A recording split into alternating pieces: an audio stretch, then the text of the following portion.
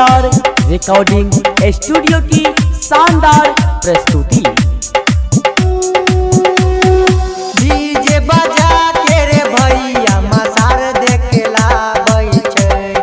DJ बजा के रे भैया मसार देखेला बैठे। कि मैया फेरतै अपन नजरिया दुख सपार बजे तौरे। कि मैया फेरतौ अपन नजरिया दुख सपार बजे तौरे। डीजे बजा के रे भैया मसार देखेला बैठे। डीजे बजा के रे भैया मसार देखेला बैठे। कि मैया फेरतै अपन नजरिया दुख सपार बजे तौरे। कि मैया फेरतै अपन नजरिया दुख सपार बजे तौरे।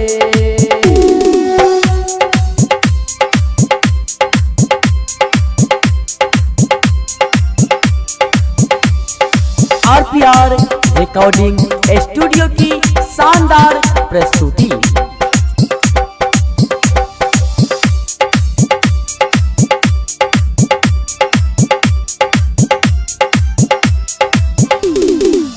बहुत दिन से सोचत रहिए ऐसे मैया घर रे। हाथों में बिना लेते हरते सब डर रे। बहुत दिन से सोचत रहिए ऐसे मैया घर रे। हाथों में बिना लेते हरते सब डर रे। हाथ जोड़ी कर भाई बिनती मैटर के पास करते। हाथ जोड़ी कर भाई बिनती मैटर के पास करते। कि मैया फेरतै अपन नजरिया दुख सपार बजे तौरे। कि मैया फेरतै अपन नजरिया दुख सपार बजे तौरे।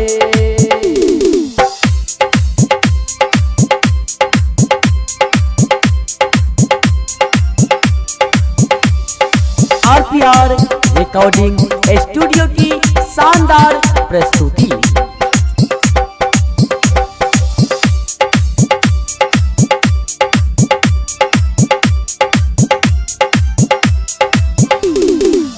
राइटर गंगेश पर कटे नजर रे। हर साल लेके अइते माँ के घर रे। राइटर गंगेश पर कटे नजर रे। हर साल लेके अइते माँ के घर रे। ओम प्रकाश के मैया फेमस करैतै रे। ओम प्रकाश के मैया फेमस करैतै रे। कि मैया फेरतै अपन नजरिया दुख सपार बजे तौरे। कि मैया फेरतै अपन नजरिया दुख सपार बजे तौरे।